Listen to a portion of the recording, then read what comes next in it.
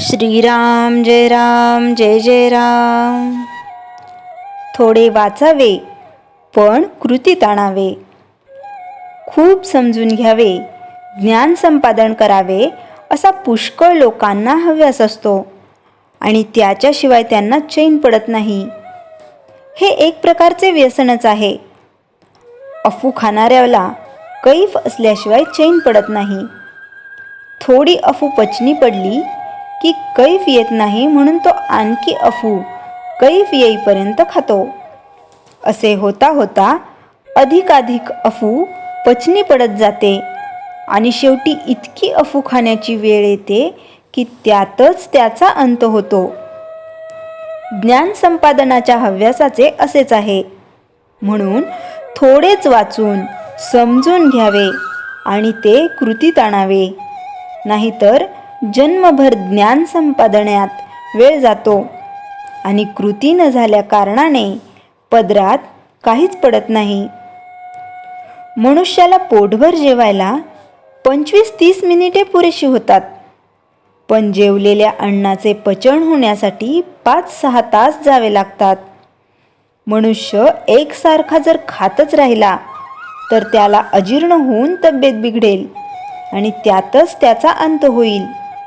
म्हणून नुसते वाचितच बसू नये.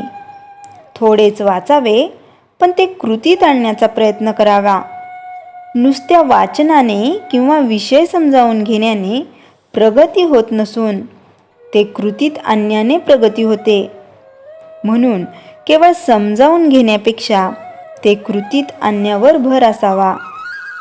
आपले अकुंचित मन विशाल करणे, आपण स्वार्थी आहोत ते निस्वार्थी बनणे, हेच खऱ्या वेदांताचे मर्म आहे.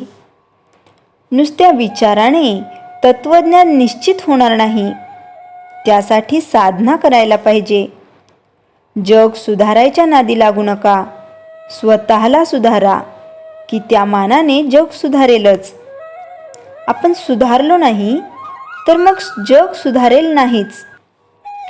वस्तू हे सुखाचे साधन असून आपण भ्रमाने तिलाच सुखरूप मानतो. याचा परिणाम असा होतो की वस्तूच्या सहाय्याने सुख मिळवण्याचा प्रयत्न करण्याऐवजी आपण वस्तूच जास्त मिळवण्याच्या मागे लागतो आणि शेवटी दुःखी बनतो. कर्माला सुरुवात करताना फळ मिळते किंवा नाही म्हणून काळजी आणि दुःख होते. कर्म करीत असताना फळाकडे चित्त लागल्याने कर्माचे कष्ट होतात म्हणून दुःख होते. कर्म संपून फळ मिळाले नाही तर दुःख होते. फळ मिळाल्याचा आनंद ती मारून टाकते म्हणून दुःख होते. सारांश, अथपासून इथपर्यंत दुःखच पदरात पडते. यासाठी फळाची अपेक्षा सोडून कर्म करू लागलो की ते कर्म करीत असतानाच मनाला समाधान प्राप्त होते. म्हणून परमार्थामध्ये रोकडा व्यवहार आहे, उधारीचा नाही, असे सर्व संतांचे सांगणे आहे. श्रीराम जय जय राम.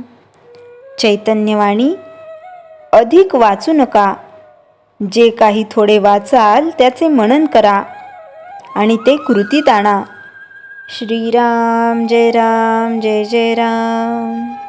जयाचारणी जन्मनामार्थ झाला, जयाने सदा वासनामात केला. जयाच्या मुखी सर्वदा नाम कीर्ती, नमस्कार त्या ब्रह्मचैतन्य मूर्ती. श्रीराम जय जय राम.